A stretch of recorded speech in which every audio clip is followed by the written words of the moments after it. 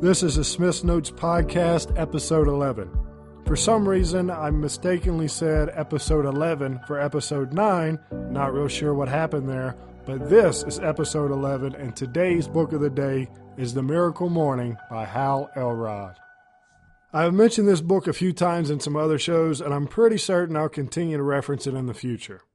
The Miracle Morning, the not-so-obvious secret guaranteed to transform your life. This is a very short book. It's about 140 pages, which is the way I like them, quick and easy to get through. A little bit about the author. When he was 20 years old, he was hit head-on by a drunk driver at 70 miles an hour. The audio version of this book is great because Hal tells the story and you really feel the emotion. He talks about being dead for a few minutes, being told he would never walk again, and how he chose to make his life what he wanted it to be. One thing that he noticed from all successful people was they had a morning ritual, so he created a morning ritual. It has 6 daily practices. That is what the book is about. First, I want to go over a couple of other ideas that I really like from the book. Idea number 1, take responsibility for everything. When you take total responsibility for every aspect of your life and refuse to blame anyone else, you establish a degree of personal power to change or create anything. That statement goes hand in hand with the third pillar of the 6 pillars of self-esteem. Responsibility means you are able to respond to life in any manner you choose. This is a huge idea, and when you really get it, you will see dramatic improvements in your life. Idea number 2 is having a great story. This is a quote directly from the book. Know that wherever you are in life right now is both temporary and exactly where you are supposed to be. You have arrived at this moment to learn what you need to learn so you can become the person you need to be to create the life you want. The present is an opportunity for us to learn, grow, and become better than we have ever been before. You are in the process of writing your life story. What do you want the next page to say? That is one of my favorite parts of the book. Reminds me of a great quote we see pretty often, and it's, ask for the strength to overcome challenges, not to have a life without them. All the things that you have done through life, all the good and bad decisions, the bad relationships, the trials and tribulations, all those make up the person you are today. And everything you encounter today and tomorrow helps to mold the person you're going to be next week. You can't change what has happened, but you can decide the rest of the story. Idea number 3. Why are mornings important? How you start your day dictates how your day goes. Ideally, by pursuing our one thing that we talked about in episode 2, we control most of how our day goes, but there are often events that derail us.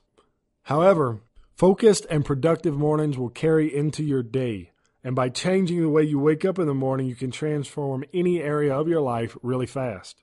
If you want to have a great day, start with a great morning. Idea number 4, the life savers. These are the 6 daily practices I mentioned at the beginning of the show.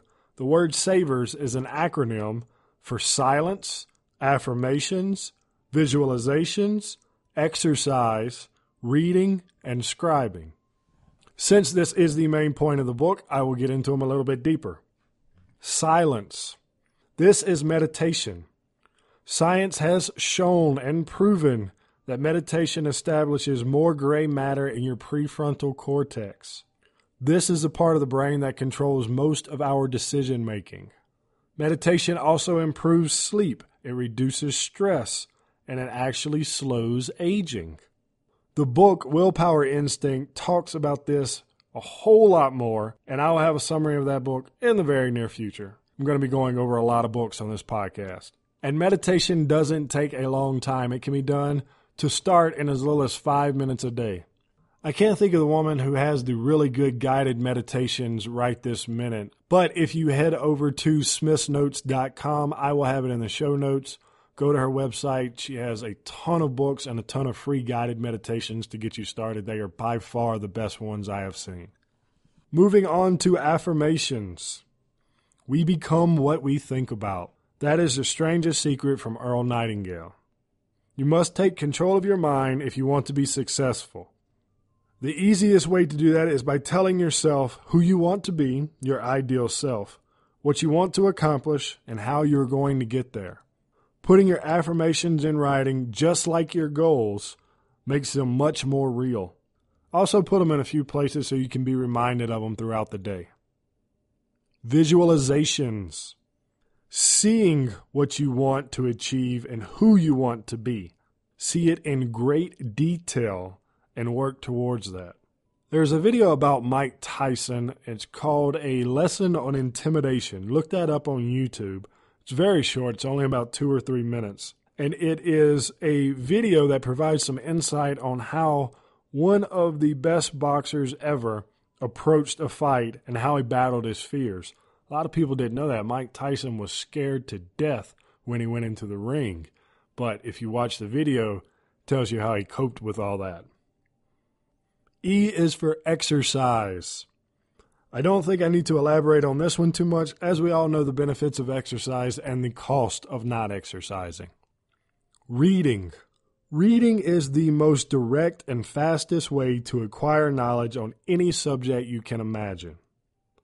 Hal says read 10 pages a day, which will take you 10 to 15 minutes. And over the course of a year, with the average length book, that will be 18 books. So if you read 18 books a year on your own and listen to this podcast each day, that'll be something like 1,000 books over the course of a year. Or almost 400 is probably more accurate.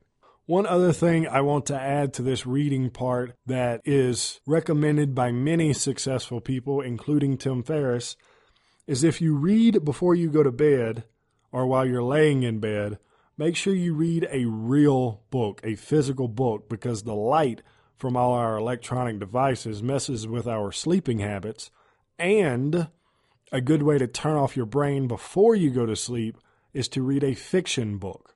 Right now, I am reading The Lies of Locke Lamora. It is a great book. It is hilarious. So if you haven't read that one, get that, The Lies of Locke Lamora. It's the first book in the Gentleman Bastard series, I believe.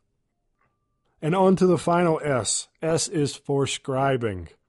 This is a fancy word for journaling.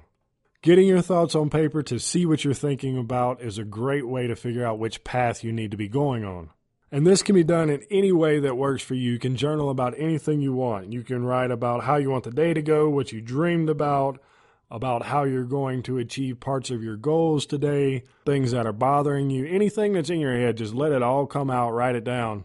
And then in a year or 2 or 3, when you go back and you read over some of those things, you'll find it interesting to read what you were thinking about that day, and you'll see how it all comes back to you, how you get memories from it.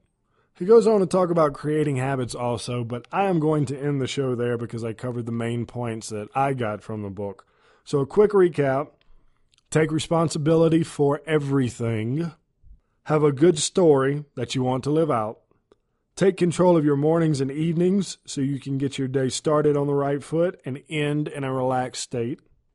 Remember to perform the lifesavers, which are silence, affirmations, visualizations, exercise, reading, and scribing.